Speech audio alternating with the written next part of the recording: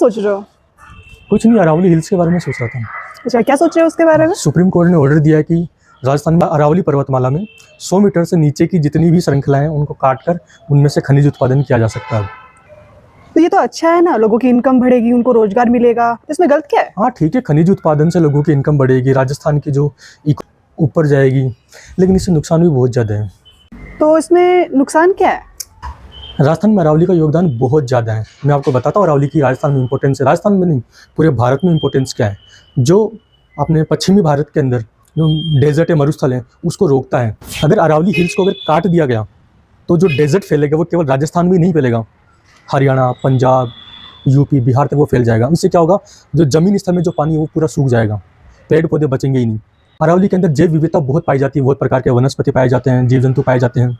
ठीक है, राजस्थान का जो अफवाह तंत्र है उसको भी कंट्रोल करता है। अफवाह तंत्र आप समझ चुके होंगे, जैसे राजस्थान की जो जितनी भी बड़ी बड़ी नदियाँ हैं उनका उद्गम लगभग राजस्थान में अरावली हिल से ही होता है। ठीक है, और राजस्थान में जितनी भी मीठे पानी की झीलें पाई जाती है वो अरावली में पाई जाती है, जैसे फतेह सागर झील हो गई। उदयपुर में झीलों की नगरी कहा जाता है उदयपुर को, और उदयपुर भी अरावली हिल्स के अंतर्गत ही आता है। और हाँ, जो मेन चीज़ जिसके लिए अरावली को काटा जा रहा है, धात्विक खनिज। ठीक है, अच्छा, अरावली धात्विक जो धारवाड़ वो होती है ना हिल्स, उनसे निर्माण हुआ है, धारवाड़ से। ठीक है, इसलिए उसके अंदर लोहा धातु खनिज बहुत ज़्यादा मात्रा में पाए जाते हैं, इसलिए सरकार इसको काटने का आदेश देती है। उदयपुर हिल्स पर्यटकों की दृष्टि से भी बहुत महत्वपूर्ण है। अच्छा, फॉरेन वगैरह से और इंडिया से विभिन्न राज्यों से लोग बाग आते हैं यहाँ देखने के लिए। कौन से जिलों में आते हैं? उदयपुर हो गया, उदयपुर, जयपुर, माउंट आबू, अजमेर, यहीं तो आते हैं।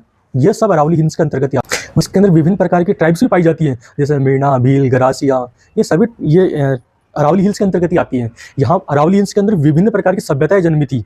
ठीक है, और हाँ, सबसे इंपॉर्टेंट बात, राजस्थान का जो मैक्सिमम बजट होता है वो अरावली हिल्स के अंतर्गत ही आता है। कैसे? जितनी भी योजनाएं होती है ट्राइब से संबंधित होती है, खनिजों से संबंधित होती है, मोस्ट इंपॉर्टेंट जो बजट होता है वो अरावली हिल्स पर ही होता है, इसलिए इसको योजना प्रदेश में वो बोलते हैं।